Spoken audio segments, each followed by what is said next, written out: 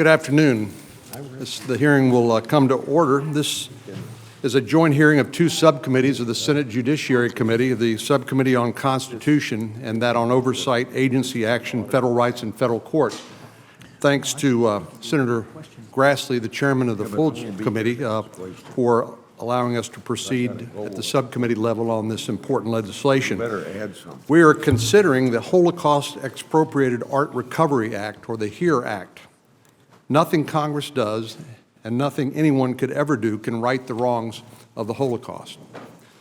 The Nazis and their allies perpetrated a crime against humanity as evil and as vast as any in history. In a sense, they destroyed the world as we knew it. As General Eisenhower famously wrote to General George C. Marshall upon liberating part of the Buchenwald concentration camp in Germany, he said, "I saw things that beggar description." Liberating Europe from the Nazis remains one of the greatest accomplishments in history of the United States and its allies. I'm proud that my dad was one of that greatest generation who flew B-17 missions from England over into Nazi Germany, having been shot down and captured as a POW on his 26th mission. But thankfully, there was a happy end to the story, or I guess I wouldn't be here. But what so many others endured was so much worse. Among many crimes committed by the Nazis was the massive looting of art and other cultural property from their victims in Europe.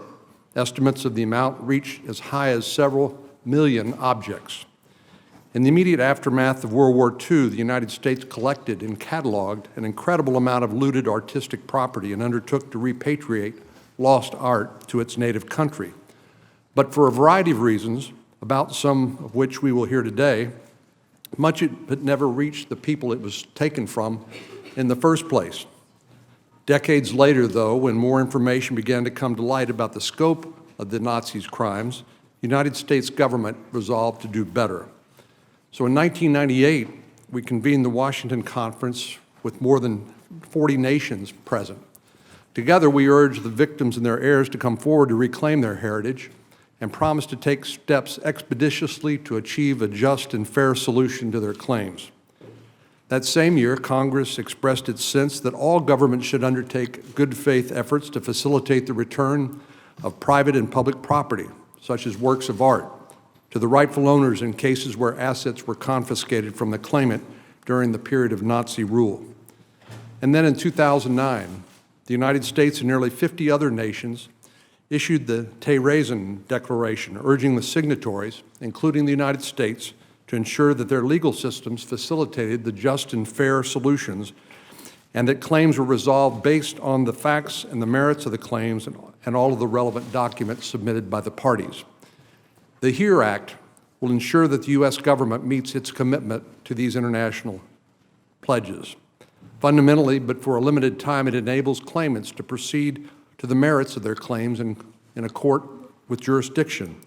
The HERE Act creates a limitations period of 6 years from when claimants actually discover the identity and location of the art or cultural property and information to indicate that it is theirs. It waives time-based bars like state limitations periods and the doctrine of laches, important doctrines developed based on assumptions that do not apply to the Holocaust. But the HERE Act also represents a compromise. The ability to find art is better now, and claimants should be given a chance, but that chance should not last forever. In addressing civil procedure and remedies to the violations of human rights, the HERE Act falls within the jurisdiction of both the subcommittees here today, and it requires federal congressional attention.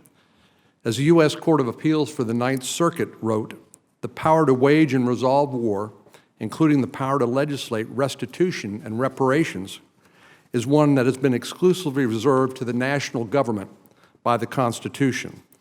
That court held that California's attempt to create a limitations period to permit recovery of lost art in the Holocaust was an unconstitutional encroachment in a field occupied exclusively by the federal government. So Congress has the power to act, and we should. I want to thank again each of our witnesses for being here today to advance their testimony. Next, I think I'm recognized Senator Schumer for his opening statement. Then we'll go to Senator Cruz and then Senator Blumenthal, and then to the witnesses. Thank you. Thank you, Senator Cornyn. I want to thank all of our witnesses and apologize. We have our caucus lunch at 1 o'clock, which I have to attend, so I will read but not hear your testimonies, but thank you for being here. Now, for decades, survivors and family members of those who perished in the Holocaust have sought whatever small measure of justice they could for the crimes committed against them. Even today, more than 70 years after those atrocities, there are still wrongs that need to be righted.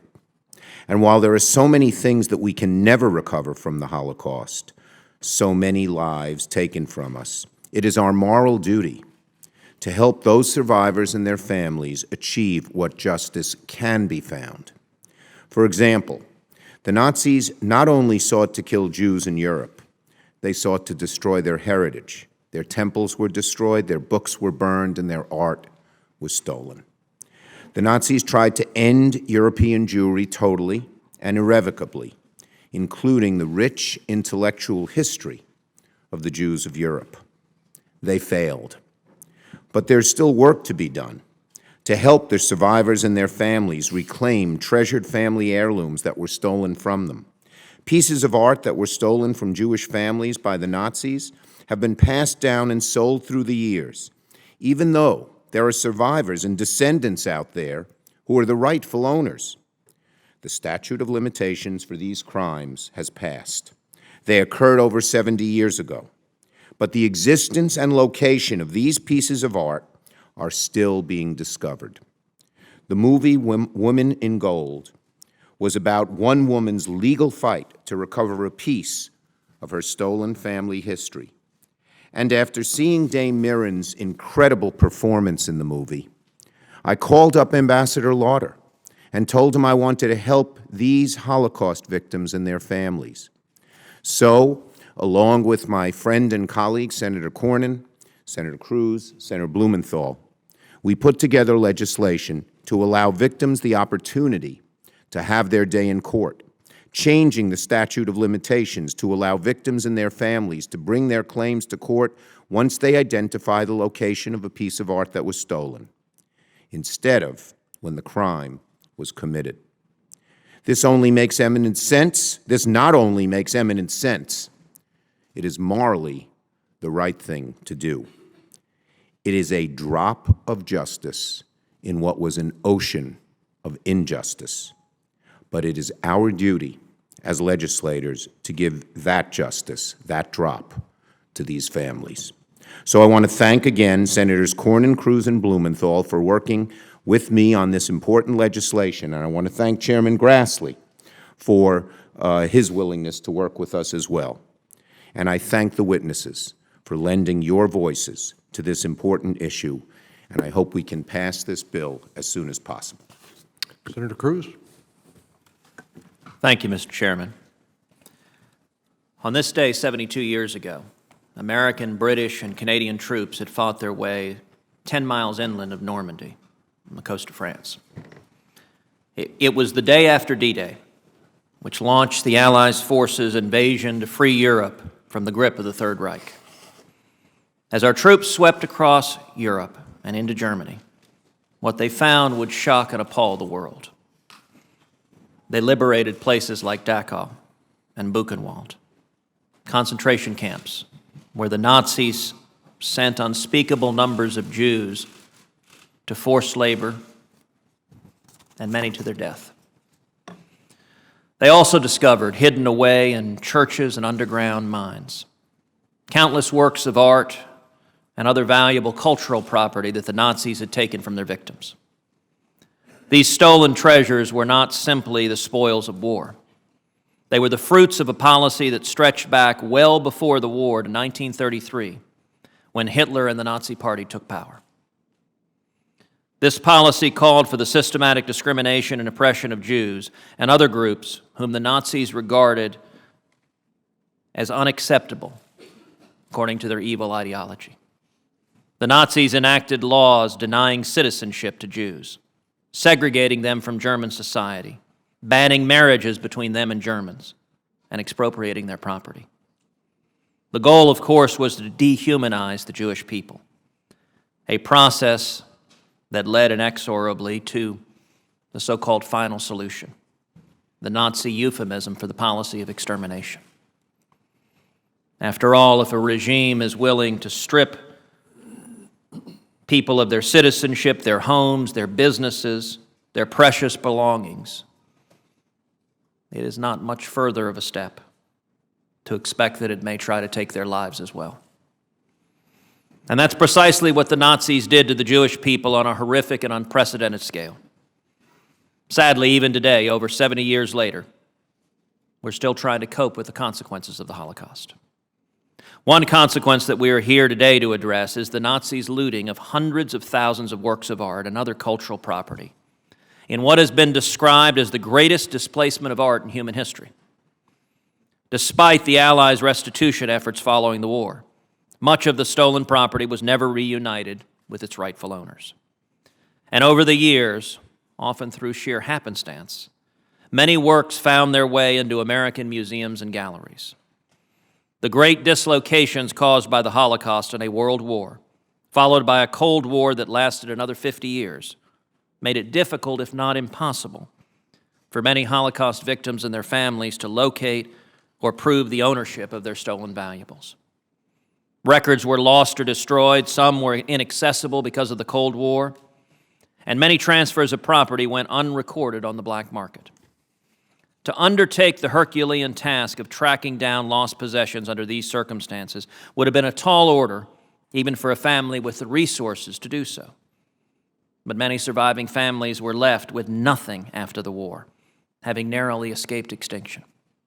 Many families were not emotionally and psychologically prepared for such an arduous undertaking. And in many cases, the work of finding and reclaiming a family's stolen heritage fell to future generations. This work, unfortunately, remains unfinished. The HERE Act, which I am proud to sponsor with Senators Cornyn and Schumer and Blumenthal, is intended to ease the burden on those families by temporarily preempting state time-based litigation defenses, like statutes of limitations and latches. Instead, it creates a uniform federal 6-year statute of limitations that is tailored to the unique circumstances of Holocaust-era disputes. This bill will help ensure that claims for restitution of Nazi-looted art are adjudicated based on the actual facts and merits and are not short-circuited by technical or non-merits defenses that far too often work to the disadvantage of Holocaust victims and their families. The HERE Act is just one modest step to make good on the commitments that the United States has made since it agreed to the Washington Conference Principles on Nazi confiscated art in 1998. These principles declare that families, quote, should be encouraged to come forward and make known their claims to art that was confiscated by the Nazis and not subsequently restituted, and that steps should be taken expeditiously to achieve a just and fair solution to such claims. More recently, in 2009, the United States adopted the Terrorism Declaration, which called on the signatories to make certain that claims to Nazi-looted art are resolved expeditiously and based on the facts and merits of the claims. That is what the HERE Act aims to accomplish.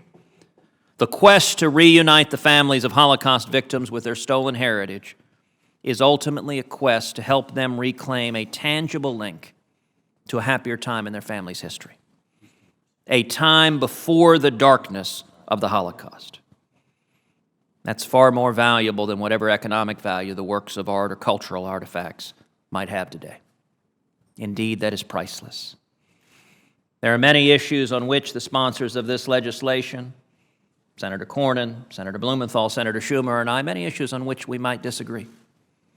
But on this issue, I'm proud to see bipartisan cooperation coming together in defense of principles of justice.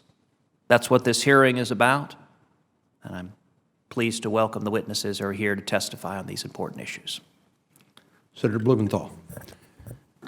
Thanks, Senator Cornyn and Senator Cruz and Senator Schumer, my colleagues who have joined in this very bipartisan effort to assure simple justice to victims and survivors, their families, and others whose art was looted and brazenly stolen by the Nazis.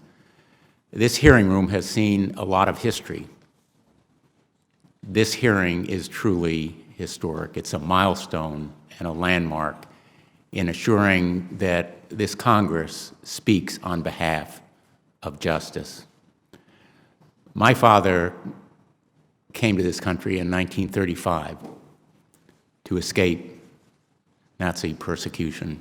He succeeded in bringing over his immediate family. They did not lose art, but they lost lives of family members. The destruction and looting and theft of this art was more than pilfering of property. It was an act of inhumanity, robbing the victims of fundamental dignity and respect and culture that has lasted all of these years. It has been described in very clinical terms as, quote, the greatest displacement of art in human history, end quote. But that abstract characterization fails to do justice to the horror and unspeakable inhumanity of that era and of what they did. There are reports that hundreds of thousands of pieces of art and other cultural items were taken from those persecuted by the Nazis, and an estimated 20% of Western art in Europe, according to the Commission on Art Recovery. The time is long past to return the ill-gotten gains of that unspeakable horror. It was, in fact, more than the theft of material goods. It was the hardship of loss of a heritage and of a personal background. And aggravating the theft was the destruction of the documentation by the same act of theft. In many cases, the opportunity of victims and survivors to bring their claims expired before World War II even ended under the statute of limitation. Arbitrary statutes of limitations should not be used to bar these claims. The federal courts have ruled that states cannot provide a remedy, and that is why the HERE Act is fundamentally needed. It's not just a legal issue, it's a humanitarian issue. Decades and generations overdue, Congress can now provide some measure of peace and justice to families whose cherished art was brazenly stolen, and the time is long well past for this action. Financial recovery can never fully recover. The lives that were lost can never compensate for the unspeakable inhumanity and tragedy of the Holocaust, but it helps recognize at least the courage and strength of survivors. In this room, echoing, perhaps unseen and invisible, are voices and faces of people who could not be here. And their losses are very much with us now. You give them the advocacy that they deserve and need. And I thank every one of you for being here. Thank you. Thank you, Senator Blumenthal. Chairman Grassley. I think since we've had a long time for opening remarks, I'll put my statement in the record, but I should thank all the witnesses for participating. And one sentence from my speech will kind of sum up where I was going to end up with. The bottom line: we need to fulfill our commitment to make sure that the artwork is returned to its rightful owners. In addition, when the authors of this legislation feel that it's ready to be put on the agenda, I will put it on the agenda. Thank you, Mr. Chairman, and we very much appreciate that and appreciate your leadership. At this point, I want to welcome and introduce each of our 5 witnesses today. The first witness testifying will be Ambassador Ronald Lauder. Ambassador Lauder is a former ambassador to Austria, and a former Deputy Assistant Secretary of Defense for European and NATO policy during the Reagan administration. He is currently the chairman of the Council of the World Jewish Restitution Organization, which was established in 1993 to address the unfinished work of returning Jewish property that was stolen by the Nazis during the Holocaust. A graduate of the Wharton School of the University of Pennsylvania, Ambassador Lauder has served in prominent roles in government, philanthropy, and community service. Dame Helen Mirren is a prolific theater, television, and film actress. She won an Oscar for her portrayal of Queen Elizabeth II in The Queen, a marvelous film. And in 2015, Dame Mirren portrayed Maria Altmann in The Woman in Gold, a film about Altmann's efforts to reclaim from the Austrian government a famous painting by Gustav Klimt, Portrait of Adele Bloch-Bauer I, that was taken from her family during the Holocaust. Ms. Monica Duggo, is a Senior Vice President and International Director of Restitution for the world-renowned auction house Christie's, where she works to help investigate and resolve restitution claims. She is a graduate of the Cardozo Law School. Prior to joining Christie's, Ms. Duggo served for almost 8 years as Deputy Director of the New York State Banking Department's Holocaust Claims Processing Offices.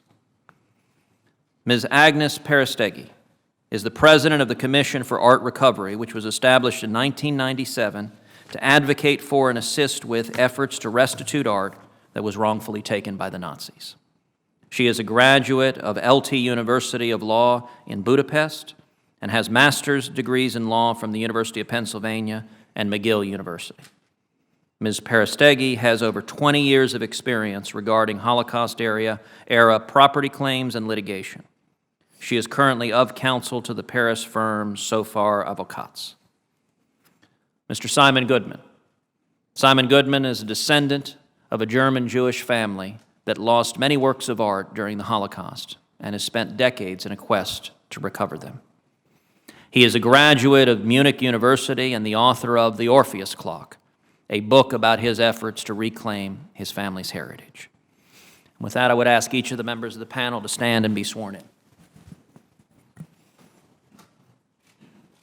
If you would raise your right hand, do you affirm that the testimony you are about to give before the committee will be the truth, the whole truth, and nothing but the truth, so help you God? You may be seated, and Ambassador Lauder, we will begin with your opening statement. Welcome.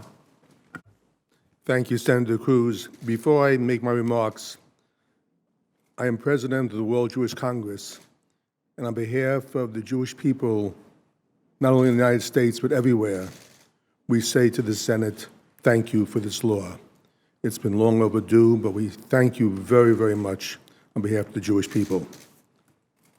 Chairman Cornyn, Chairman Cruz, Ranking Member Coons, Senator Schumer, Senator Blumenthal, members of the committee. For many Americans, the fall of Nazi Germany and the end of World War II is a matter for the history books. We know about the mass industrial murder of millions of human beings, but few people know about the mass theft of victims' property, and even fewer know about the specific confiscation of priceless works of art by Nazi leaders, including Hitler, Göring, and other top officials.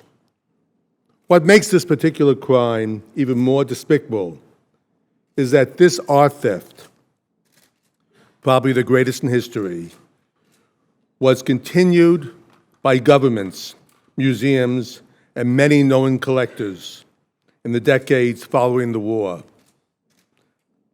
This was the dirty secret of the post-war art world, and people who should have known better were part of it. In many cases, legal barriers like arbitrary statutes of limitations were imposed on families that had not been aware that their father's paintings was hanging in a private home or a state museum. That is the issue which brings us together today. How do we find the best way to render fair and just decisions with the artworks that are still in dispute and those still missing. Make no mistake, this crime continues to stain the art world. I commend Helen Mirren for bringing this massive crime to the public's attention in the wonderful film, Woman in Gold. Unfortunately, most stolen art cases do not end as positively as Marie Altman's struggle to retrieve her uncle's paintings, Portrait of Del Bloch-Bauer, from the Austrians. In spite of everything, this remains a very complex problem. With each of us here today, we would like to see every piece of stolen art returned to the rightful owner. We recognize that what a victim might decide is an equitable outcome is often quite different from what a respected possessor of stolen art believes is fair. In many cases, a confiscated piece of art may have been purchased with all good intentions, since the buyer was unaware that the work was stolen. 18 years ago, in 1998, those of us committed to restitution concluded that international cooperation and standards were necessary to help how this art can be recovered. Along with representatives from 45 nations, we developed what are today referred to as the Washington Principles. I was there, and the amount of excitement happened is truly spectacular. And 11 years later, in 2009, 46 nations, including the United States, issued the Terezin Declaration, which urged the signatories, and I quote, to ensure that the legal systems or alternative processes, while taking into account the different legal traditions, facilitate just and fair solutions with regard to Nazi confiscated and looted art, and to make certain that claims to recover such art are resolved expeditiously and based on the facts and merits of the claims, end quote. When the United States endorsed the Washington Principles in 1998 and the Terezin Declaration in 2009, the U.S. committed itself to the recovery of art that was confiscated by the Nazis during the Holocaust. Our adherence to this commitment requires that resolutions of such cases be based on the merits of each case and not on procedural technicalities or the capacity of one party to outspend or outweight the other. There are museums here in the United States that have been waiting out the clock to pass the statute of limitations. This also forces claimants to spend enormous amounts of money on legal fees, another strategy to make them give up. This is not justice. Stalling claims is an abuse of the system. Sadly, there are museums that feel no need to uphold the Washington Principles. Many other institutions do the very least that is required, and not much more. The fundamental question posed by the HERE Act is, have we here in the United States done enough to ensure fair and equitable solutions? I believe we have done a great deal, but there still could and should do much more. The HERE Act creates a uniform natural statute of limitations rule for claims to Nazi confiscated artwork. The bill provides that existing legal claims should not be denied simply because of the passage of time, especially if the claimant did not have actual knowledge of the artwork's location and the facts necessary to make a claim.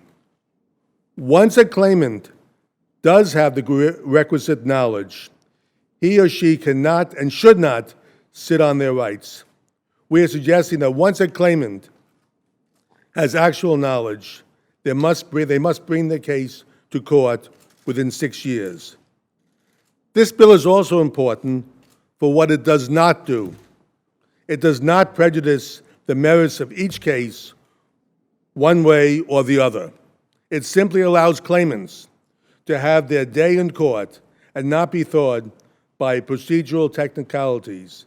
The bill does not create a new legal theory or rule of liability under which case can be brought.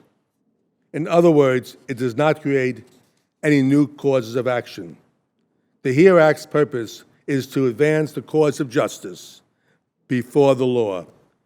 The bill's aim is not to inflict punishment or pass judgment on any individual who may have unsuspectingly acquired artwork that was confiscated during the Holocaust. Rather, the HERE Act's goal is to ensure that people with claims are afforded an opportunity to have their cases heard on their merits. Mr. Chairman, some may ask, why should we care now?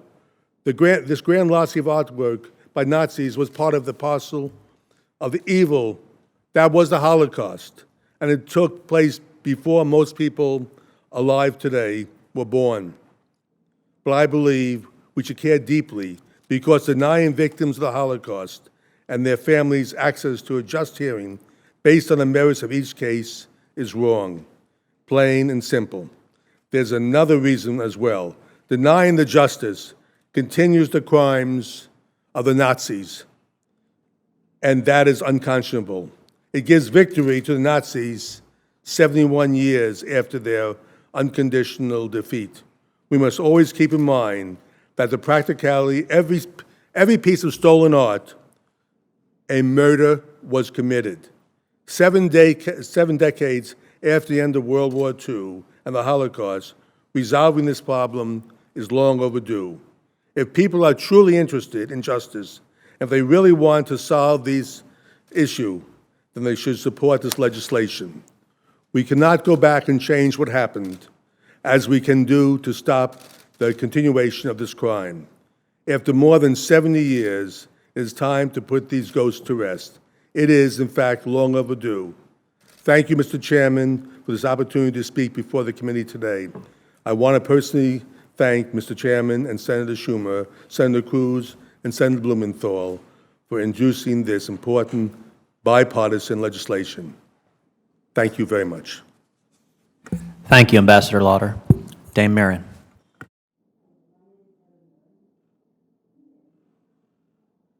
You have to press the red button in front of you to turn the microphone. Talk. That makes sense.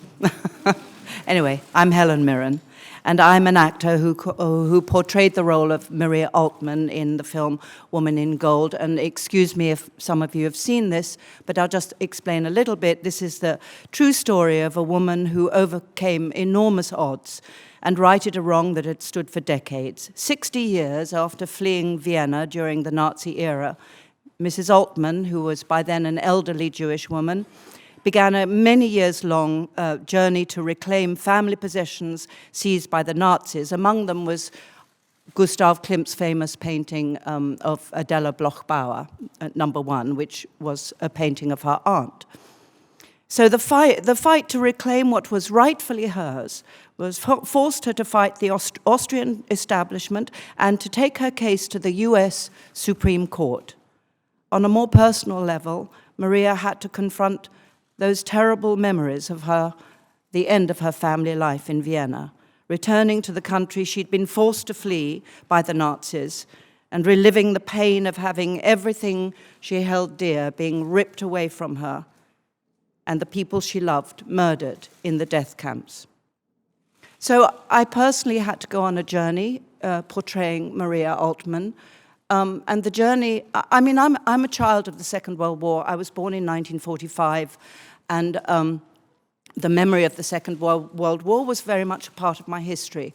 But I never really, truly confronted the absolute reality of what had happened in those days. And in playing Maria Altman, I had to put her memories into my mind. And to do that, I had to read a lot of research material and really relive those moments. And That is why, honestly, I'm here now. It was that journey of playing Maria that made the absolute reality of those days so relevant to me today at this moment in time. It's a terribly sad fact that more than 70 years later, victims of the Holocaust and their families are still contemplating whether to seek restitution for what was stolen from them and lost under the most horrible of circumstances. But a lack of transparency, a lack of access to information concerning the location of stolen art, and a lack of a legal assurance that at least they can have their say in court. This discourages them from taking action.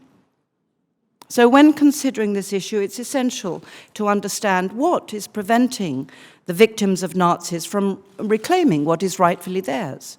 Logically, I think we could all agree that the right thing to do in every instance is to return the art to its rightful owners. The very act of Nazi expropriation was not only unjust, but it was unconscionably inhumane. And yet, still today, it seems there are some out there who lack the will to recognize victims and their families as the rightful owners. As the senators pointed out, art lost in the Holocaust is not just important for its aesthetic and cultural value. Restitution is so much more than that, than reclaiming a material good. And this is what I learnt by playing Maria Altman. Restoring physical parts of lost heritage to Holocaust victims and their families is a moral imperative. For me, Maria Altman, and for many families fighting to reclaim what rightfully belongs to them, art restitution has very little to do with potential financial gains. Art restitution is about preserving the fundamental human condition. It gives Jewish people and other victims of the Nazi terror the opportunity to reclaim their history, their culture, their memories, and most importantly, their families. The generation of Jewish people that were burdened by the cruel acts of the Nazi regime had little choice but to carry on with their lives. After what they had experienced, tremendous loss and deep sorrow, moving forward was the only viable path because the past held such unbearable pain. Today, we live in a freer world where a new generation has emerged with the resources and time to finally begin to deal with this issue and pursue justice. I mean, it was incredible to me. You know, I was doing a play in New York, the audience, and every night when I came out from the, from the stage door, every night people would approach me because the film was out at that time and say, "That's my family's story. That's the story of my family. That happened to us." It's extraordinary how many people out there share Maria's story, their mothers and grandmothers.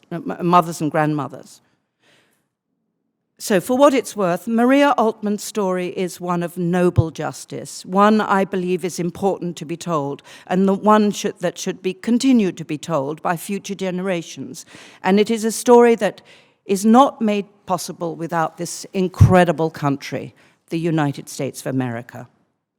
These are American stories, stories that capture the integrity and the power of the United States, its justice system, and its rule of law. Maria Altman's story as a refugee in the United States who was finally granted justice through retaining what was rightfully hers at the hands of the U.S. Supreme Court.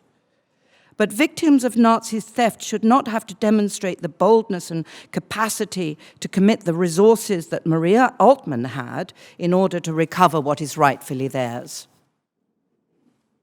Art is a reflection of memories that are shared across familial and cultural lines. When the Jewish people were dispossessed of their art, they lost their heritage.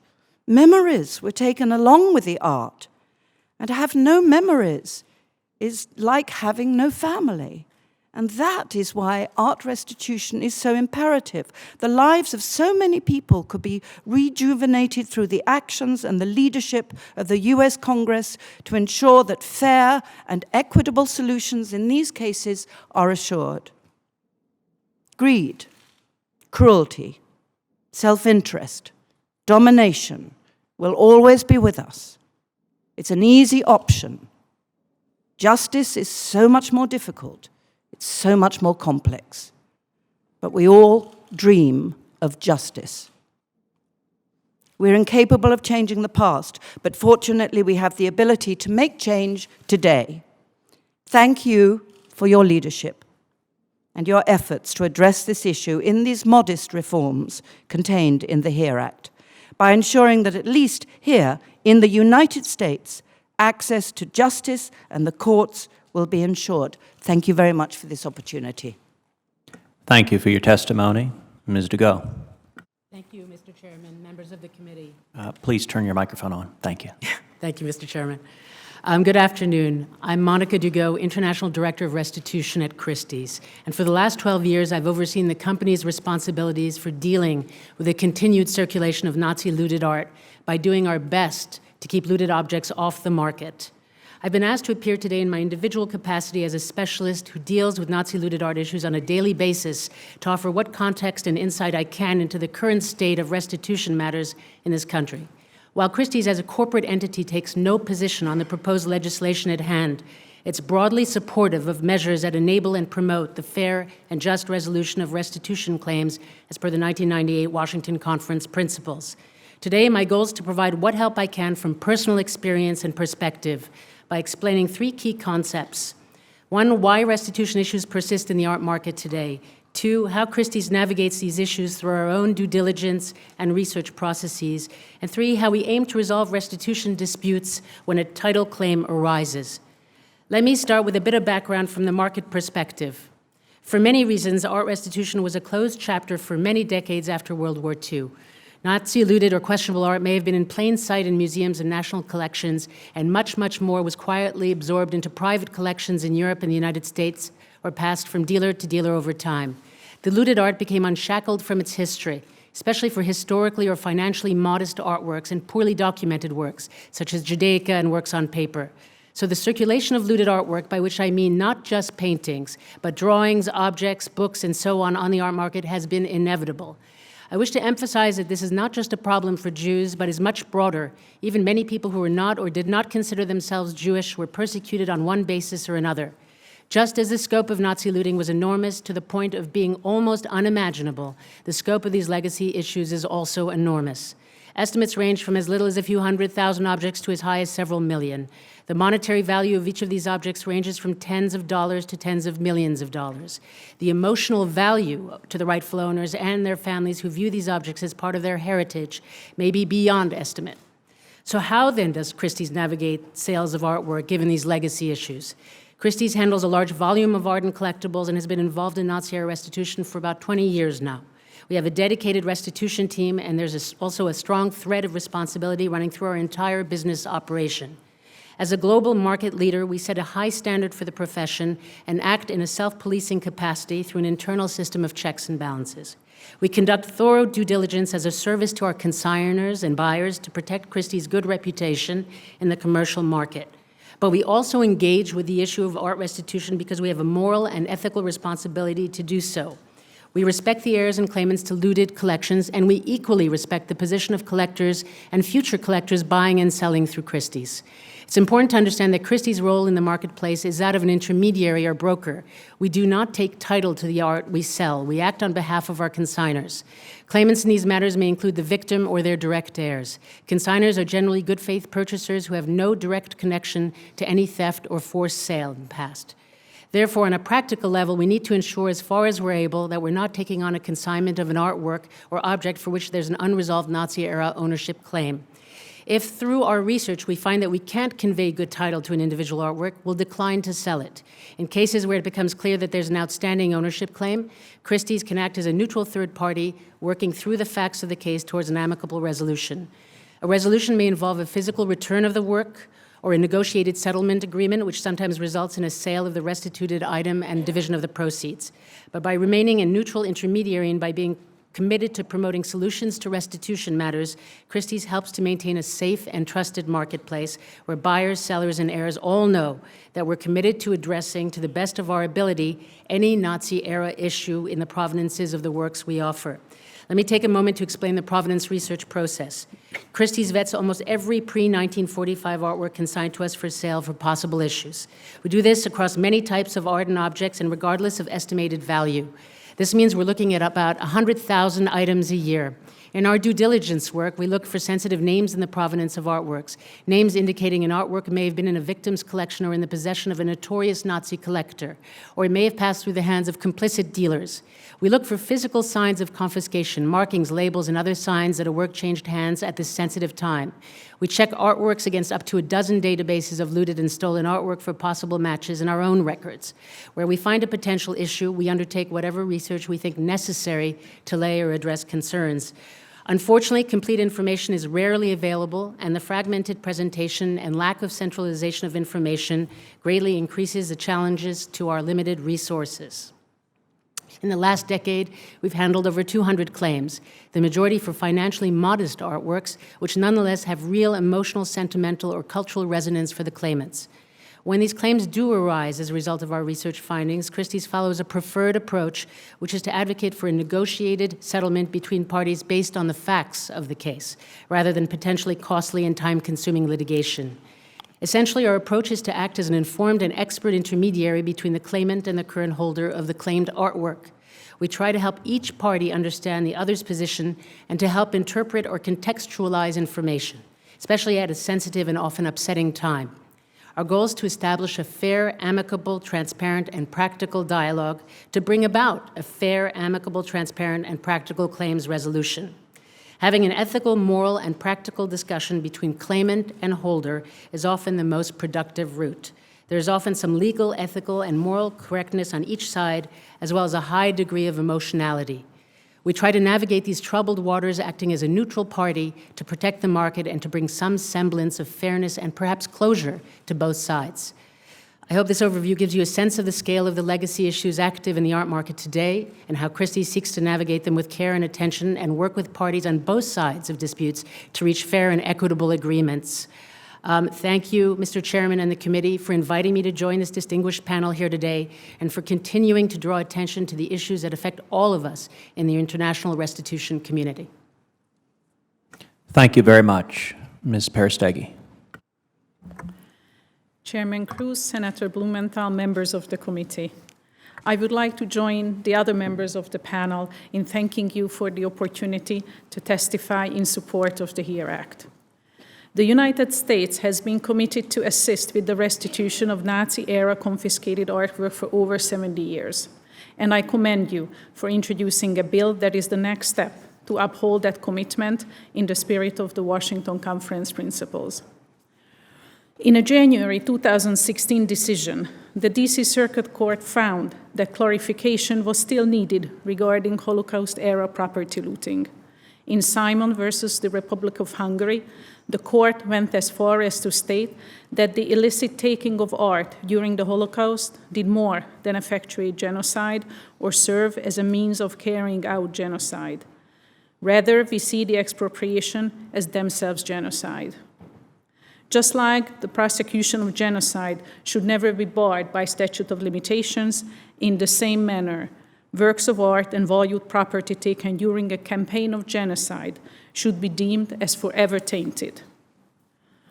Since the establishment of the Washington Conference principles, current possessors of Nazi-era confiscated artworks have repeatedly attempted to mischaracterize U.S. policy, although this policy has been clear and consistent since the 1940s. It is important that in working to address concerns raised by others, the HERE Act retain the main elements of this policy.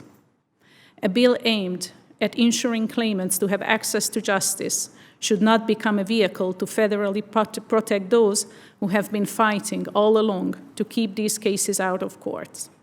Therefore, Nazi-era confiscated art should be returned to the rightful owner lack of knowledge, or good faith acquisition should not defeat restitution.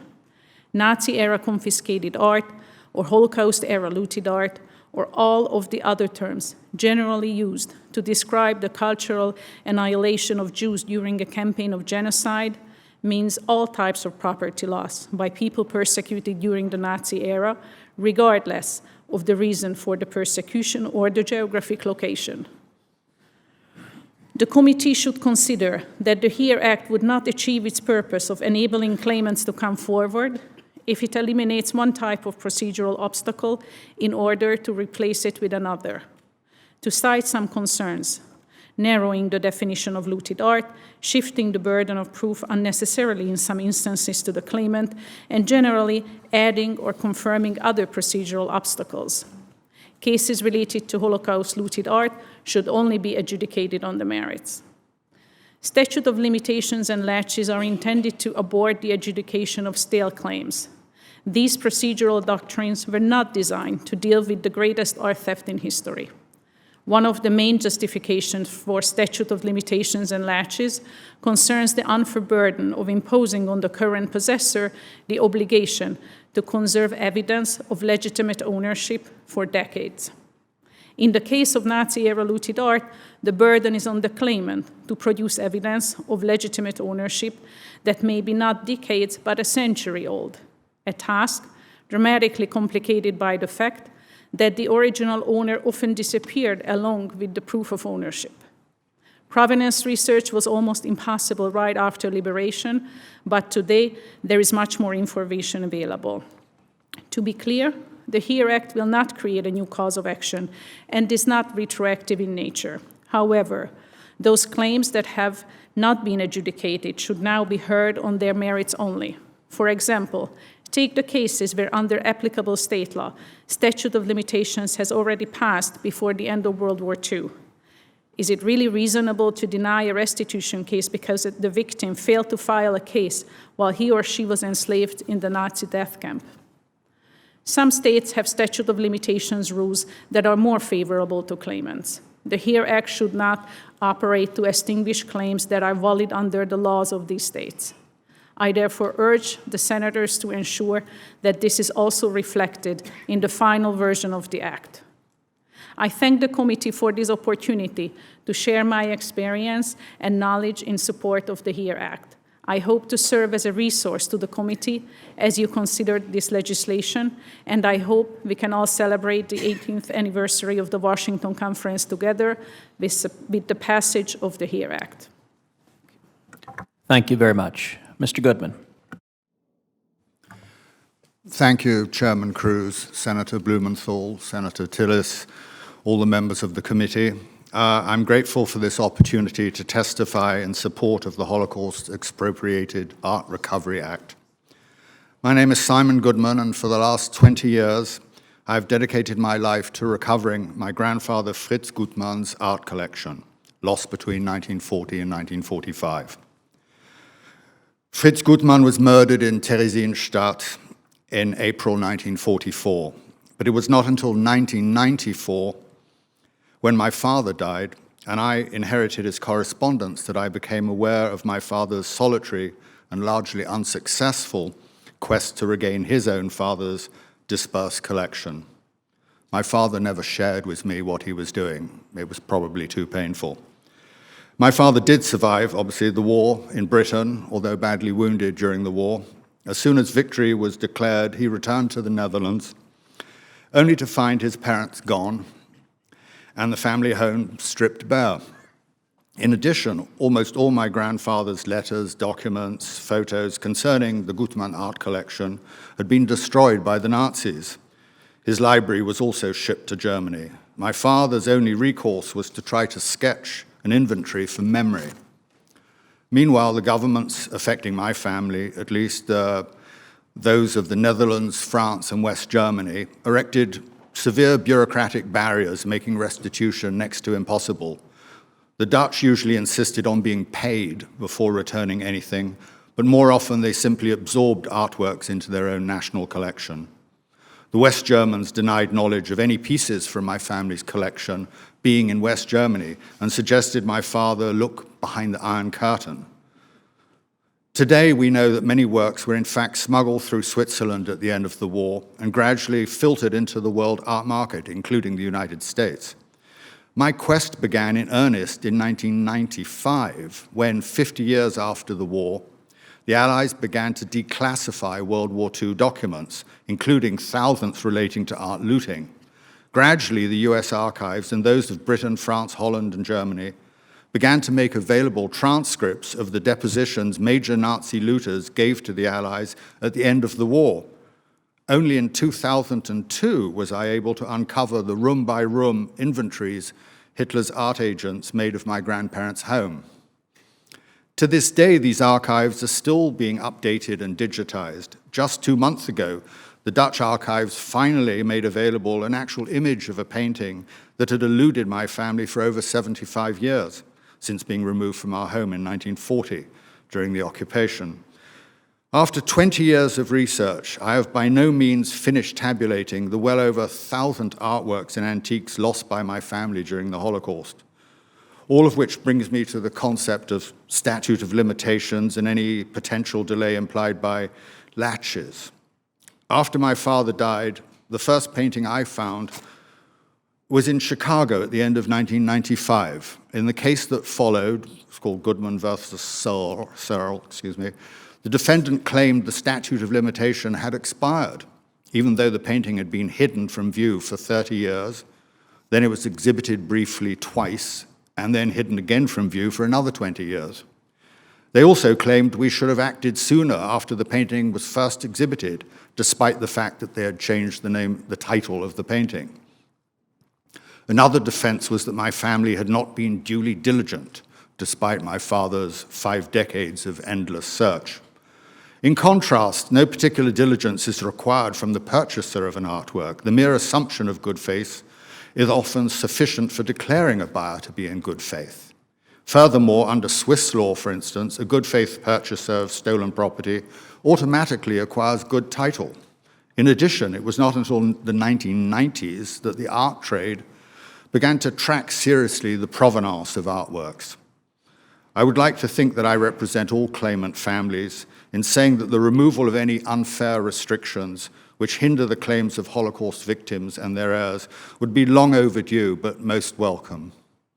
I'm truly grateful to the Senate Judiciary Committee for enabling me to voice the difficulties a claimant family such as mine has endured ever since the end of World War II. Thank you. Thank you very much, and I'd like to thank all of the witnesses for your very powerful testimony. Ambassador Lauder, it's astounding that 70 years later we're still working to reunite families of Holocaust victims with their stolen property. Could you share for the committee some light on why it has taken so long and what remains to bring justice to this issue? Thank you, Senator Cruz, for that question.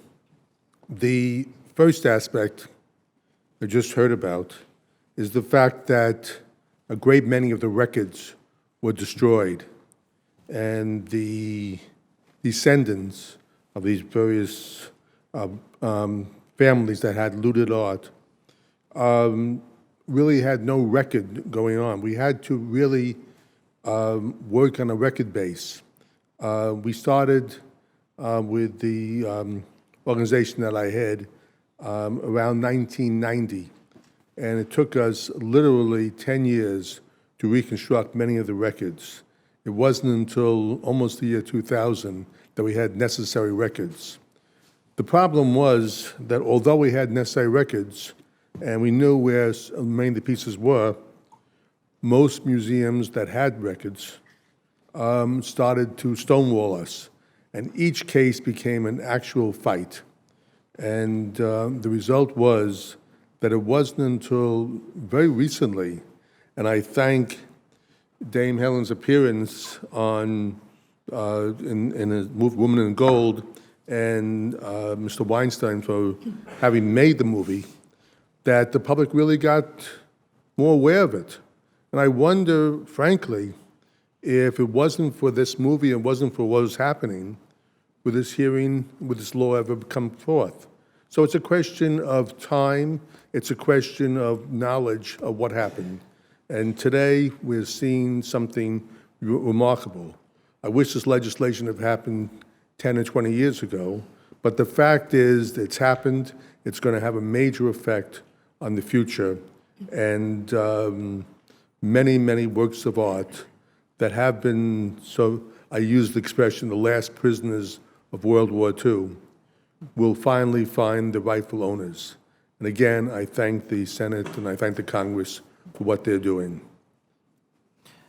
Thank you, Ambassador. Let me ask you, do you believe the United States has lived up to our commitment as set forth in the Terezin Declaration to make certain that claims to Nazi-looted art are resolved expeditiously and based on the facts and merits of the claim?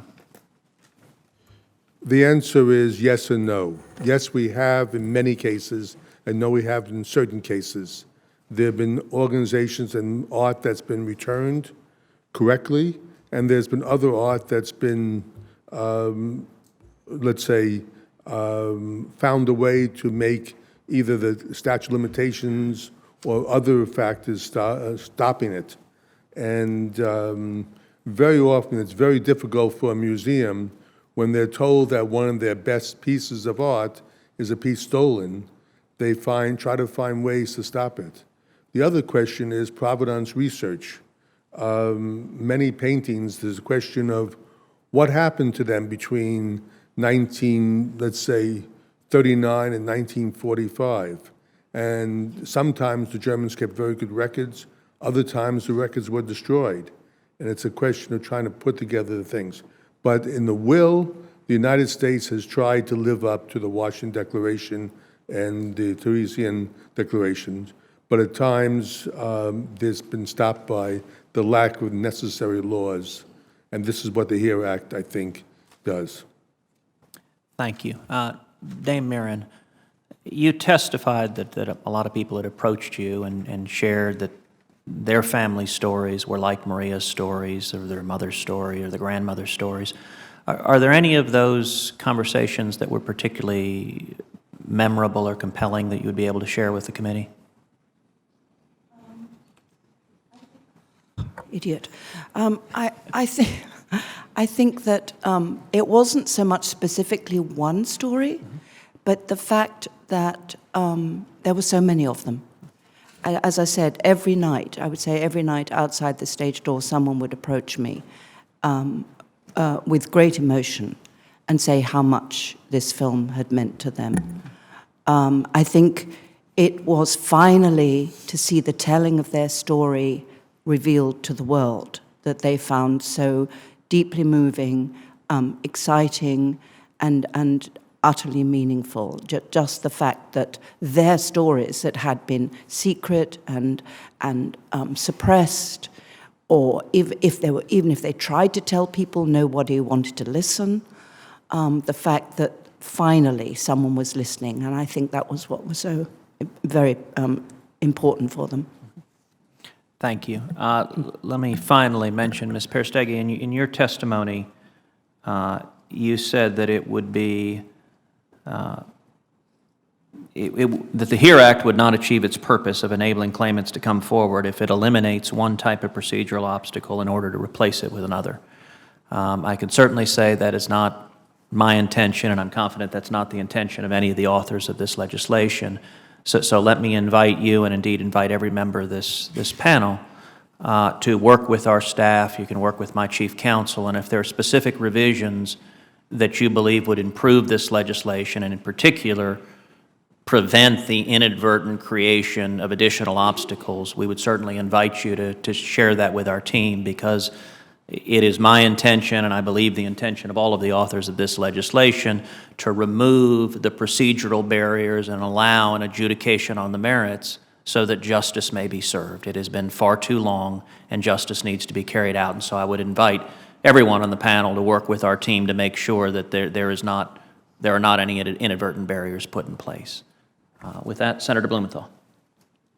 Thanks, Senator Cruz. And I want to join in thanking every one of you for very powerful and eloquent testimony. And Ambassador Lauder, I know that your work on this issue began long before this movie. In fact, I think we discussed this issue long before the movie and actually held meetings publicly in rooms a fraction of the size of this one, because at the time there was little or no public attention to it. And so the great work of Dame Mirren and the movie, I think, has been to greatly elevate the visibility and profile to give us the support that we need for this profoundly important cause. And Dame Mirren, you used the word modest to describe this proposal. It is indeed exceedingly modest. All it does is unlock the courthouse door to thousands of people who are seeking their day to present their case against some of the most powerful institutions in this country. And in fact, as I listened to you and to Mr. Goodman, what I really felt was anger and outrage at the Nazis, but also at the museums and other very reputable institutions that have repeatedly invoked these technical legal obstacles. Let's not be too polite about it. In case after case after case around the country, I'm not going to name the museums, but they are among the leading institutions in our nation. And in some sense, they have been complicit in this injustice. They have indirectly aided and abetted the thuggery of the Nazis, who were completely immoral, in fact amoral, but these institutions have made a pretense of observing the rules of morality. And so let me ask you, Ambassador Lauder, do you think we can enlist the museums in this cause and other institutions that perhaps ought to be on the right side here, the right side of justice and the right side of history? Yes, we can, and we should. The question is, no museum wants to be looked on as keeping Nazi-looted art. And I think that the more we can expose the various museums who are holding it, I think we win the battle. And I think this question of having the claimants be able to talk about their merits is the right thing to be done. Too often, these museums have hid behind statute of limitations, but more important, what they have done is they have made it so expensive for so many claimants to do the work. Through our Committee of Art Recovery, we've had dozens of claimants come to us and say, please help us. The museum is causing us huge amounts of money that we can't afford to get a piece back. Very often we've had to speak to the museums and tell them that unless they really and truly stop doing this, they would then have the publicity of having Nazi-stolen art in their museum. That's worked in many cases. But again, each case is a fight. And this changes the whole, this makes it a level playing field for the first time. Mr. Goodman, you had your hand up, and I'd be happy to yield to you. Just a very short note from a legal perspective. I think one of the problems today is that when a claim is presented to a museum, they will take it to their legal department. And as long as the legal department will give the advice that this is not a claim that could be successful in court, then the museum feels that their main duty is to the collection, to preserve their collection. And since there is no viable legal claim, they feel already hesitant to even review the claim. So I think if the HERE Act would remove that obstacle and would allow the leaders of the museum to hear a legal advice, which would be, yes, this is a valid claim and you may lose it in court, then they would be much more willing to sit down and reach a fair and reasonable resolution. Mr. Chairman, I have one more quick question for Mr. Goodman and Dame Mirren. Hearing your story and being very familiar with the story that's told in the movie, I take it that in neither of these cases was there any kind of delay, which is the purpose of the statute of limitations, to prevent, in other words, delay in making claims or taking advantage of the passage of time. Both of the stories, the one depicted in your movie, Dame Mirren, and yours in your own life, indicates to me that there was just no way that there was delay or postponing of claims. Am I correct in that observation? Yes, sir, that's absolutely true. In every case, my family acts just as soon as we can. The problem has always been gathering sufficient evidence to get a case to court or, if not, a settlement. It's been an uphill battle to gather the information, most of which didn't become available till the end of the last century. And then I have to add that despite all this, it's extremely expensive what families like mine do. So I do this despite the obvious financial obstacles. It's a point of honor that I have to resolve what is outstanding of my families. And Dame Mirren, in the story that you depict, there was hardly delay. In fact, it's a story of determination and incredible courage. Yes, I mean, the minute that Maria understood, I think she, as far as I understand it, she read a newspaper article talking about restitution. She was not aware, you know, and in her life up to that point, that was ever going to be a possibility.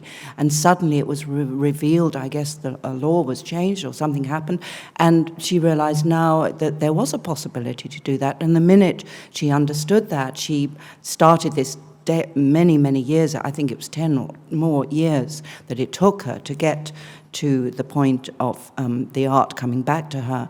And it was a very, very long and very difficult battle. But I think the minute, and again, you know, this was a woman who had a little boutique in Los Angeles. She wasn't a rich woman, but she had the advantage of a young lawyer. We tell the story in the movie, Randy Schoenberg, who came on board, and that was really how she managed it. Otherwise, even if she'd wanted to, it would have been impossible because, you know, the lawyer's fees and all the rest of it would have been very, very difficult. And she lit a fire under him. My God, she did, absolutely. She was an extraordinary woman. Unfortunately, I never met her, but I saw film of her, and she was really, we all owe her a great deal, I think, all of us sitting in here dealing with this issue. Sure. Blumenthal. It was 12 years and almost $4 million worth of time and effort and travel that she did. And I must say, I met her at the beginning, and she was the most determined human being I've ever met. And Dame Helen really portrayed it perfectly. But it was 12 years of her work and huge amounts of money that went involved before this time. And the last thing the Austrians said is before you can bring a claim in Austria, you had to put down something like $5 million or some huge number before you could do it, before you could bring a claim. And that's why the claim came to the United States instead of in Austria. Thank you. Thank you. Thank you, Senator Blumenthal. And I would note in your exchange that you and the witnesses described our legislation as modest. And that may be the first time in history the word modest has been used for the United States Senate. Senator Lee. Thank you very much. Thank you for holding this hearing. Thanks to each of you for your testimony today. Ms. Peretsky, I'd like to start with you, if that's okay. Tell us at the outset why it is that the doctrine of laches should not apply in this circumstance to this type of case covered by this legislation. I think we heard from Dame Mirren's testimony that Holocaust survivors, when they came to the United States, were not an ordinary citizens in terms of going after their rightful property. I think that it would be unjust to put the burden on the court to have a different level of due diligence assigned to Holocaust survivors because of all the horrors they went through. Right. So in other words, laches being an equitable doctrine is there to take care of certain unfairnesses that might otherwise be brought about in the law. And in this circumstance, ironically, the application of that equitable doctrine would be, would you say, manifestly unequitable? Yes, I would say that. And talk to us a little bit about the federal hook in this. You know, of course, when we're looking at theft, most of the time, theft is an issue of state law. It is not in the ordinary circumstance a matter of federal law. Federal law can govern theft in a federal enclave, theft of federal property, certain types of intellectual property, for example. Those are federal law issues. Standard garden variety theft, including theft of artwork, typically would be a matter for state law, both as to substance and as to procedural issues like statute of limitations. Tell us why this is an appropriate use of federal law in this circumstance and what it is that gives Congress jurisdiction to do this. Well, the state of California tried to address this issue and enacted a statute of limitation law that covered Holocaust-era misappropriation. That law was struck down by the Ninth Circuit, and in that decision it was held that addressing this issue is a federal issue, and the state had no power to carve out that exception. That exception could be only carved out on a federal level. And the reasoning that the Ninth Circuit used was what? That by creating this special designation for this. The United States has a consistent foreign policy and policy about restituting artworks since 1943. So this is more a commitment and the obligation of the United States in general to address these issues, and therefore it's a federal right to carve out that exception. And so given that consistent foreign policy, it would be impossible for any one state to recognize a special rule relative to this type of dispute involving this type of art without engaging in foreign policy. Yes, I would say that. Okay, and that makes sense. Now, one question that might be raised by some would be, this applies with respect to art taken in connection with one particular type of genocide, one particular very ugly episode of genocide in our history. It doesn't deal with others. There are other genocides around the world, other mass confiscations of life and property that might have occurred. So why focus on this one rather than others? Do you want to address that question? Sure, I fully agree that there are other grievances around the world that may be addressed in this setting. On the other hand, again, the United States has a consistent policy regarding the restitution of Nazi-era looted art, and the United States also undertook in the Washington Conference Principles and in the Terrorism Declaration that it will enable claims to come forward, and affirmed in the Terrorism Declaration that the claim should be heard on the merits. So this is something that would be a next logical step in that policy. Okay. This one certainly wouldn't preclude us from doing that with respect to other atrocities against other victims. And in fact, it gets back to this consistent policies, consistent foreign policy approach the United States has taken with respect to this genocide, these atrocities, that dictates or necessitates our action here, and certainly doesn't preclude us from doing so elsewhere, or the need to do so based on the need for a consistent foreign policy might arise. Yes, I agree. Okay, thank you. Thank you. Thank you, Mr. Chairman. Thank you. I've been designated or delegated to act as Chairman, while Senator Cruz is out of the room, and we're going to proceed in order of appearance. Senator Coons. Thank you, Senator Blumenthal. And, I'd really like to thank the panel for your testimony and for your remarkable work.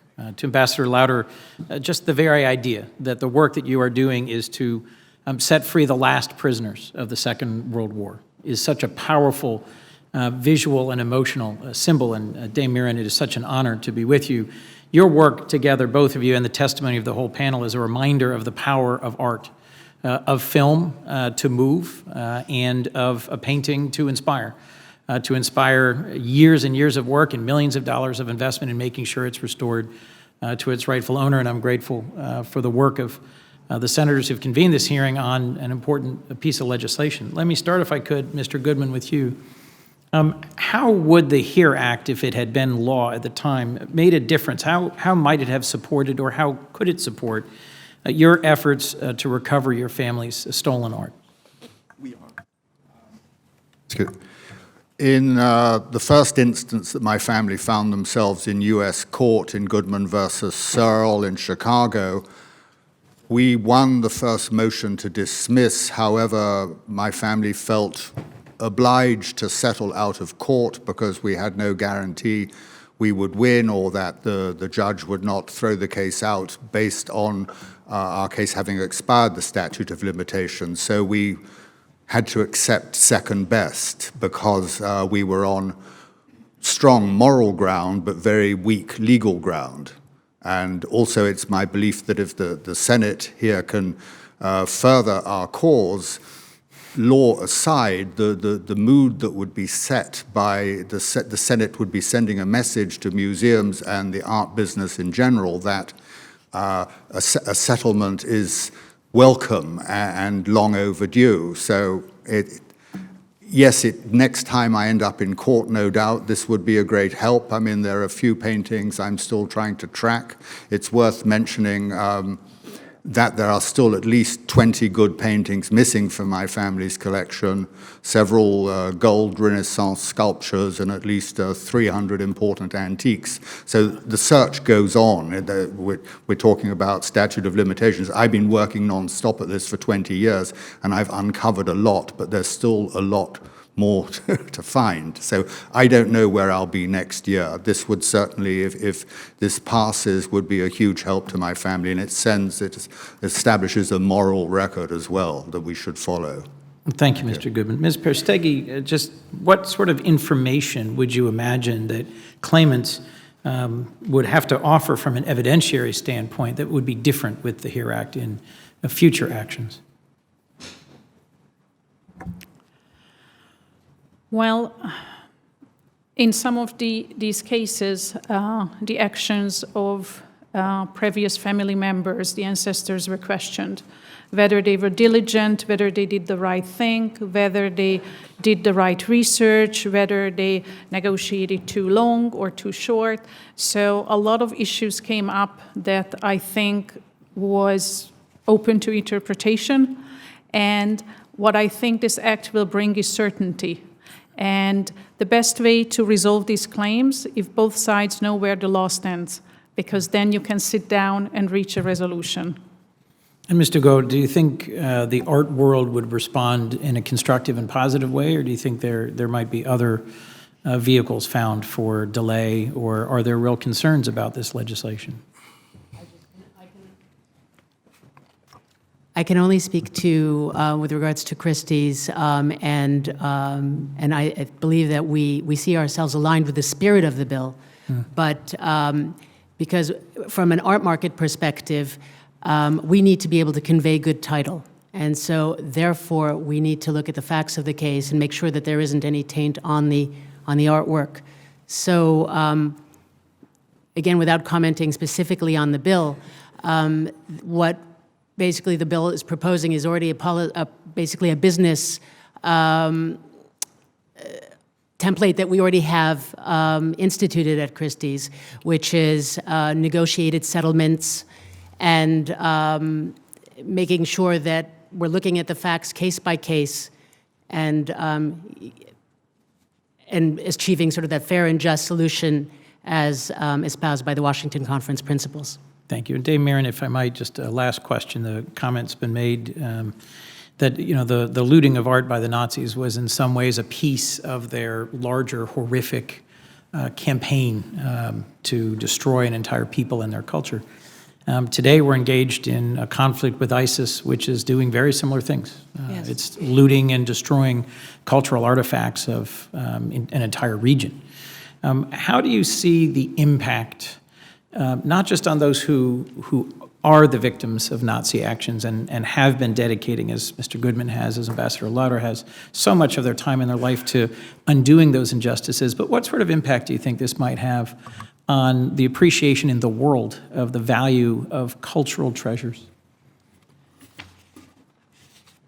I think I absolutely agree with you. And when I was engaged in the film and having to imaginatively live in the world that Maria had to live in, and her memories, I thought, my God, this is happening to people as we speak. This is happening to people. Mm-hmm. People are banging on doors and walking in and taking lives, but also trying to take people's history away from them.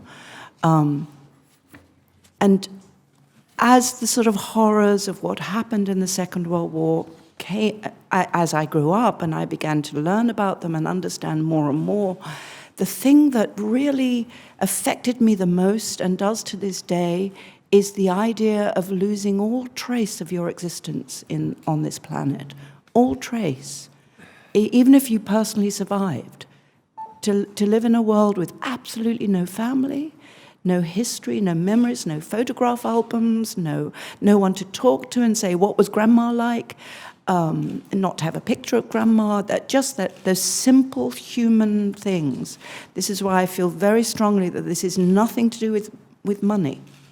It so happens that, yes, some of these works of art are worth a lot of money, but it's so much more to do with reclaiming your place in human history. I was thinking today that it was like someone going into those beautiful caves in the south of France, you know, where you have the cave paintings. That's all we know of those people, are those paintings, and going with a knife and scratching them out, saying, we don't want to remember you, you're gone, you're finished.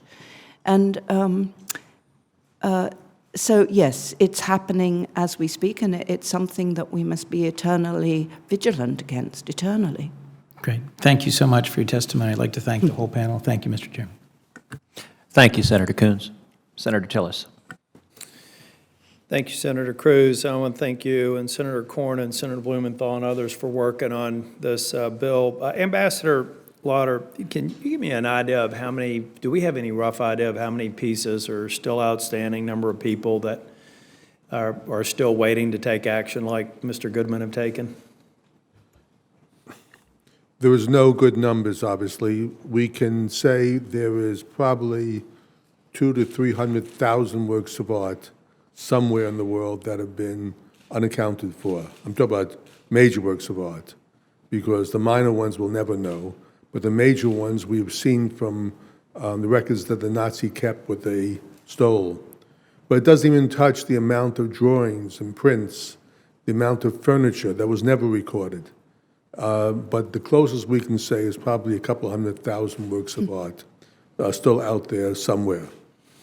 And Mr. Goodman, you were saying that there are some 20 more pieces of art you're trying to find. How many have you recovered to this point, and what are your prospects of identifying the other 20? Have they been identified, you're trying to work it out, or you've still got searching to do? I have a lot of searching to do. There's one important painting that I've traced to New York in 1955, for instance, so I know it survived the war and I know it came over here.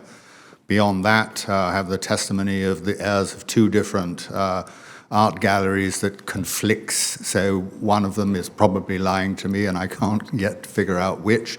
So it's an ongoing process. I have recovered, or at least received settlements so far for about 20 paintings. And I received about 300 antiques from the Dutch government about 10 years ago.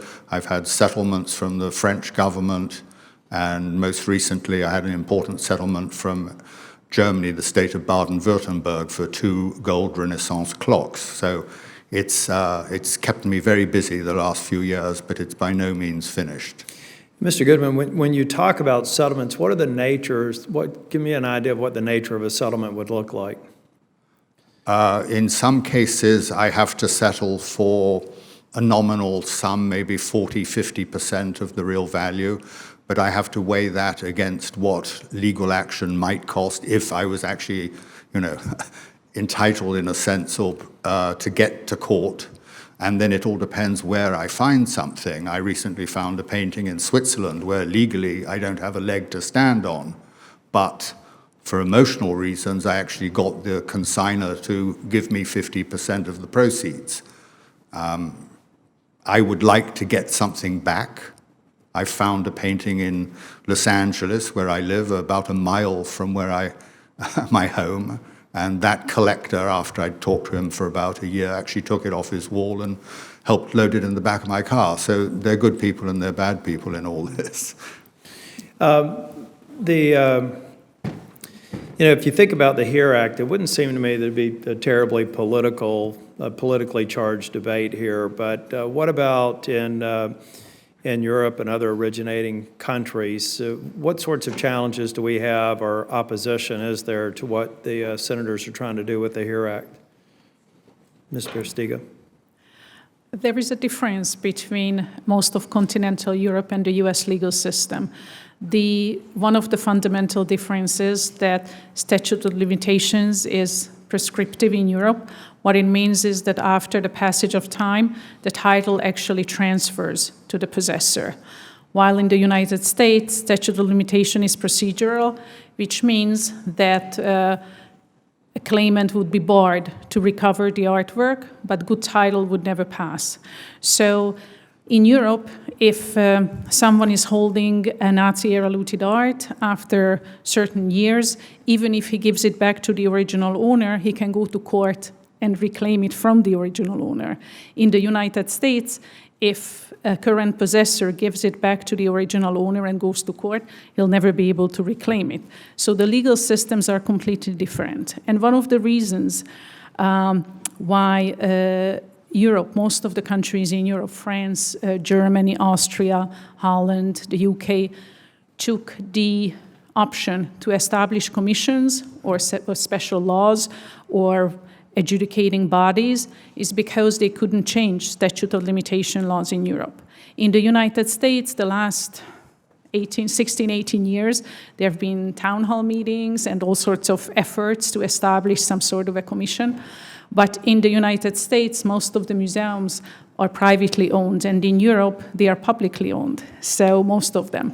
So if a minister of culture in Germany or in France decide that museums are supposed to behave in certain ways, and they're supposed to waive the statute of limitation defenses, they have that power to do so. They do not need to change the law.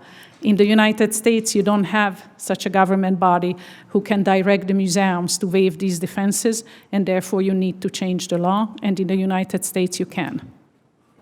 Thank you. Thank you, Mr. Chair. Thank you. Senator Klobuchar. Thank you very much, Mr. Chairman. Welcome back. I haven't seen you. Thank you, everyone, for being here for this hearing. And I guess I would start with a story from Minnesota. In 1961, the Minneapolis Institute of Art was bequeathed a 1911 painting by Fernand Léger called Smoke Over Rooftops. Over 40 years later, the Institute determined that the painting, valued at $2.8 million, had actually been stolen from the home of a Jewish art collector by the Nazis during World War II. The Institute did the right thing by returning the stolen art to the heirs of the Jewish art collector, but the process for determining that it was stolen was long and arduous, which I'm sure you're used to, starting in 1997, and took 10 years of research to ensure that the claim was legitimate. How can we work to make this process work more effectively and quickly for the parties involved? Maybe Ms. Duchesne. Yes. I think that a lot has changed in the last several years in terms of access to information as well. And being able to support claims and documentation. So in that sense, that claim might be resolved differently now in terms of access to supporting a claim. In terms of the law, or I think I should probably let you, Aggie, respond. Ms. Perisi. About the research aspect? Yes. Well, I think that at the time of the Washington Conference principles, if you read the principles, at the end we call for the general database. And at that time, there was hope that digitization and computer IT possibilities will develop quickly in a way that we can just put all the information together and have a major database and just click a button and have an answer. It never happened because this is not how information is processed. But it did not stop many institutions, countries with national archives and other information to develop their own local databases. So today, you can sit at your desk and look at the Getty Institute Research Center, the auction catalogs during the relevant period. You have another one in Heidelberg. You have the Linz collection digitized. You have the Göring collection digitized. You have the restitution files in Germany digitally accessible. So you have tremendous amount of information today. What would have taken enormous amount of time or maybe not even ever been completed 20 years ago, today you can do it quite quickly. Thank you. And Mr. Ambassador, I was thinking the reason Senator Cornyn's bill is so important is the statute of limitations issue. It helps, but how has that level of international cooperation improved over time, or has it improved? It depends by country. Some countries have improved. Some countries like Germany has not done enough provenance research and now is starting to do it. And countries like Switzerland have really and truly almost stonewalled it. But in the case of the Leger you spoke about, I believe it was originally sold into Switzerland, and the records were very, very difficult. Unfortunately, many people knew it was stolen, but the question is, between knowing it's stolen and finding the piece of paper that says, here it is, it's very difficult. And, but the question is, many countries have started to become better at it. Certain European countries have not. Thank you. I'm impressed you knew about the one painting. That's pretty good. I collect art. Okay. Really? No, I'm kidding. Ms. Mirren, Senator Frank and I were late because we were at a lunch, so maybe you've answered this question, but I love the movie. I watched it twice, actually. And could you talk about that? What was the sort of surprising thing you learned about this issue from a policy, political standpoint by doing the movie? You know, as an actor, you have to enter into that world. You have to imaginatively enter. You can't look at it from the outside. You have to actually live in that world. And so in playing Maria Altman, I had to put her memories into my mind, and therefore I had to know exactly what that world was like that she was coming from. And as I was playing the role and thinking about the role, and subsequently, now being here, I'm here because the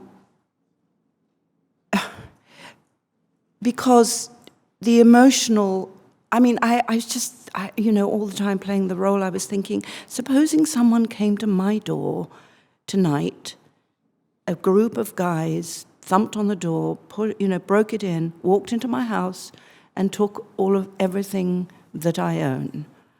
Or forced me, which is what they also did, of course, forced me to sign a piece of paper, basically sort of giving it to them or selling it to them for a very small amount of money. Nothing to do with the value. I don't really own anything of great value like that. But the pure emotional thing, why was it wrong then, and suddenly today, only because it's, 75 years later, it's suddenly, we forget about it. No, we don't forget about it. It's as wrong today as it was then. And the justice that we should be seeking for then should be sought for now. I don't see any difference. Anyway, it was thoughts like that sort of made me feel very emotionally involved with this particular subject. I'm not Jewish. This didn't happen to my family. But I had to imaginatively live in that world. And I feel very strongly about it. Thank you very much. Thank you. Senator Hatch. Well, thank you, Mr. Chairman. I'd like to be added as co-sponsor of this bill, if you will. Without objection. And I want to compliment everybody on this panel for the excellent testimony that you've given. I'm honored to serve along with the distinguished senator from Minnesota on the United States Holocaust Museum Board of Trustees. The museum's website says its primary mission includes, quote, encouraging its visitors to reflect upon the moral and spiritual questions raised by the events of the Holocaust, as well as their own responsibility as citizens of democracy, unquote. And even though the Holocaust officially ended more than 70 years ago, this legislation is part of that responsibility, in my opinion, and shows how the job of remedying its effects is still not over. Now, Ambassador Lauder, I have great respect for you. Is it fair to say that one component of the Nazi assault on the world was a massive, deliberate, and systematic campaign to still art and cultural objects that was unprecedented in scope? Sorry, the question is... Is it fair to say that one component of the Nazi regime was to just steal this art? It was a major part of their regime for two reasons. Again, as was said, that it destroys the memory. The other aspect is that they wanted very, very much to use that art both to make museums and give to various collectors in the Nazis regime, be it Hitler, Göring, or other things. Hitler also wanted to make a major museum in Linz. But the fact is that art was a very critical part of what they've done. And we'll never know all the things that have been stolen, but it's important. But Senator Hatch, I also thank you for all the years you've worked on this subject, all the years you've been with the Holocaust Museum, and your work there is exemplary. And on behalf of the Jewish people, we thank you for what you've done. Well, it's thank you been so much. Really a pleasure, and thank you. You're so nice. I just got back from Israel, where I went all over, and I have to say, I have such admiration for the Israelis and the Jewish people throughout the world, and you in particular. Now, Dame Mirren, you're one of my favorite people. I think that's safe to say you're one of everybody's favorite people. You're a terrific actress. I just want you to know that I feel very deeply towards you. Stories about real people and experience can powerfully communicate the reality of something like the Holocaust. Now, books like Mr. Goodman's and the film in which you starred can raise awareness in ways nothing else could. So more than 70 years after the war ended, how can we tell, these stories in order to keep alive what you described as a moral imperative? Well, I'll just speak for a moment about that. Art is incredibly important in our lives today. I believe, I am an artist, that our history as a people, as a legal system, as will be told through our art ultimately in 1,000, 2,000 years' time. Our existence on this planet will be communicated to future generations through our art. And I think that was what was so extraordinary specifically about Maria Altmann's world, the Viennese world. The world that I'd read about in history books, this glorious time in Vienna that was so full of culture and art. And being in Vienna and shooting the film and seeing those beautiful houses that were built by the Jewish community, I realized it was a Jewish culture. It was this beautiful memory of Vienna and the music and the painting was actually created by the Jewish people. Yeah. So,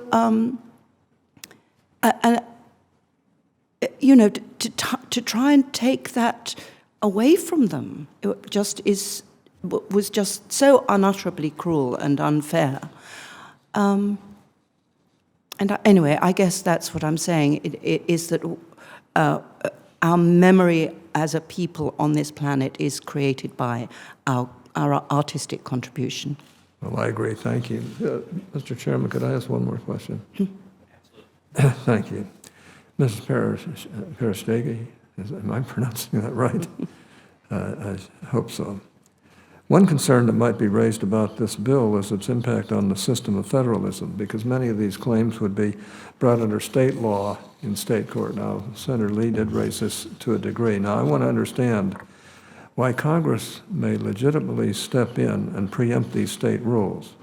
Not only is there a longstanding and official federal interest in getting these claims resolved, but that federal interest might actually prevent states from extending their statutes of limitations for Holocaust-era claims. Did I get that right? Yes. Okay. Yes. There was a state, California, who tried to address these issues by a state legislation, and that legislation was upheld unconstitutional at the Ninth Circuit because it was encroaching on federal policy. And as a result, California had to enact a new legislation without carving out especially Holocaust-era looting. Another issue maybe is the interstate travel of artworks. Depending on where the thief would drop the art, depending on where the art trade would take the art, looted art travels across state boundaries. So this is something that I think needs to be addressed on the federal level. Also, the United States has a clear policy on restitution issues since 1943 up to the Terrorism Declaration of 2009, under which the United States undertake the obligation of address these issues. So I think it's proper to pass the HERE Act on a federal level. Well, thank you. Thank you, Mr. Chairman. Thank you, Senator Hatch. Senator Franken. Thank you, Mr. Chairman. Thank you all for your testimony today. I was born in 1951. My parents, as an American Jew, the Holocaust was something that was profoundly that my parents taught me a tremendous amount about, and this is a powerful subject for me and my family. And Ms. Peristegi, thank you for being here and for your tireless work on behalf of victims of the Holocaust and their families. In your testimony, you referenced the Prague Conference and a review from June 2009 of how different countries have addressed the issue of restitution of Nazi confiscated art. Based on this review and the practices of countries who have made major progress in this effort, what steps do you believe must still be taken in addition to the passage of the bill at issue today to ensure that the United States is doing everything it can to return works of art to their rightful owners? Well, one of the issue is information. We need to have more information about what the museums hold. On an average, museum will exhibit about 30% of its collection at all. So the 70% would stay in storage. The United Kingdom had a wonderful project called Your Painting, and now they're following up with another project called Your Sculpture, which was started by the BBC, and actually Christie's also contributed to that project, in which museums undertook to digitize and publish all paintings, now all sculptures, and prints and watercolors are also coming, and it was possible. So 3,000 museums, yes, it took 10 years, but since then, I think digitization improved. You can publish all the artworks that a museum has. Therefore, I can say that today, if anyone has a suspicion that a UK museum holds a looted painting, they can go on the internet and see for themselves. I think that this could be also a project that serves not just restitution, but general culture. Why shouldn't people know what these museums have? Why shouldn't scholars be able to find artworks that they can learn from and share with the general public? So I think there are other creative ways to go forward, and I would be very happy to assist you or anyone else to figure out what would be the best way in the United States to proceed. So again, the digitization of this information, like all information, is helpful. Ms. Duggo, I understand that Christie's has facilitated the restitution of a broad array of artworks that were misappropriated during World War II, including some stolen by parties other than the Nazis. For example, Christie's recently restituted a piece by Marsden Hartley that had remained with its rightful owner in Germany for the majority of World War II. It was only in the final weeks of the conflict that it was seized by Soviet troops, passed through the hands of their military administration, and ended up in a museum in Germany where it was exhibited from 1954 to 2008. Can you discuss the extent to which you believe that other parties, in addition to the Nazis, have been responsible for looting and the misappropriation of art since during World War II? We deal with, thank you, Senator, for the question. Sure. The main goal of Christie's, again, is to make sure that everything we sell has clear provenance. So we're looking at provenances of absolutely everything that comes in. And I would clarify that although there's lots in museums that might not have works that might not have clear provenances, there's a lot of the work that has not been returned is in private hands, and we come across it when these works get consigned to us.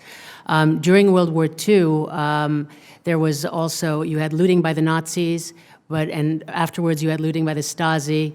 But we basically are dealing with all issues involving theft and making sure, again, that what we sell has clear title. Looted Cuban collections nationalized by the Castro regime.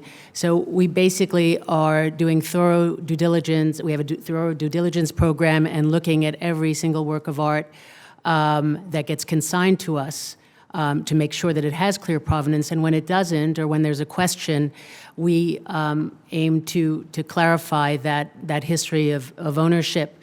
The difficulty, of course, is that the art market never really focused on these issues until fairly recently. I mean, maybe the last 10 to 15 years, buyers would be interested in a provenance if it belonged to a famous collector, but routine sort of provenance research and getting a clear history of ownership was not a priority. As a result, and there's a lot of spotty information. And you have a lot of the sources that we use to do our provenance research, like catalogue raisonnés of an artist, the history of their works, or whatever we're using, whatever we're looking at that might have been published, might be published with wrong information, so you have to go back to the primary sources. But all this to say that we are, looking at everything that gets consigned. But it is difficult, again, because of the challenges of the passage of time, the fact that the art market didn't look at these, weren't really focused on these issues. And now we're with access to information, and the internet has been huge, and the opening up of archives in Europe, in Eastern Europe, and books being written by various authors focusing on collections, it's become easier to gain access to that information, which is absolutely key. I think the difficulty is, again, that there is so much information out there and none of it is really centralized. So the work is extremely laborious and it takes expertise, takes a tremendous amount of time, which is a challenge for us because we work on deadline. We don't have a static collection like a museum, but we basically works are coming in and we have to do thorough provenance research in a matter of weeks or a month. So that's a challenge. So that's another thing that could be helpful in all of this too, is finding some sort of way to centralize all of the fragmented information that's out there, to make it easier for individuals to pursue their artworks without having to resort to specialists necessarily, or support, but being able to do it on their own if they have the access to information. Thank you. Mr. Goodman, I think, wants to answer, but I want to thank you all. Thank you, sir. I just wanted to add that there are added complications involving all that was looted by the Nazis. Much of what they took was recovered by the monuments officers at the end of the war. The problem then became that they were not able to deal with individual claimants, so most of what was recovered by the Allies at the end of the war was returned not to the rightful owners, but to the countries from which they had been stolen. In my family's case, many of our pieces were returned to the new Dutch and French governments, who then, in many instances, claimed they could not find the rightful owner and then auctioned these pieces. There's a worse case with the former Yugoslavia as well, who claimed all sorts of things had been stolen from them, but without proof. Anyway, so what I'm trying to say is that there are many works on the market today that theoretically have a clean bill of health, because there's a case right now in California where a Russian collector bought a piece theoretically, legitimately from the Dutch government. The problem was they didn't return that piece to the rightful owners. So there are layers upon layers of what the claimant families have to deal with in order to prove that an actual theft took place. A collector in the States today can argue fairly reasonably that it was bought quite legitimately from somebody who bought it from an official government body. So trying to give you the bigger picture, in a sense, of what we're up against. Thank you. Thank you. Thank you, Senator Franken. I want to thank each of the witnesses for coming today. I want to thank you for your learned testimony, and also the time and energy and commitment of each of you fighting for this issue and fighting to see justice served. I am proud. I want to thank Senator Cornyn and Senator Blumenthal and Senator Schumer for joining with me in introducing this legislation. And I'm particularly grateful for Chairman Grassley's offer to expedite consideration of this legislation through the full Judiciary Committee. There are many times when Washington doesn't work or doesn't work well, and we face gridlock. I am hopeful that this will be an issue in which we see some real bipartisan cooperation, and we see both the Senate and the House of Representatives act expeditiously. 7 decades is far too long to wait for justice. Senator Grassley's full written statement will be added to the record without objection, and we will keep the hearing record open for an additional 5 business days, which means the record will be closed at the end of the business day on Tuesday, June 14th, 2016. I would invite any of the witnesses to submit any additional materials for the record, and with that, the hearing is adjourned.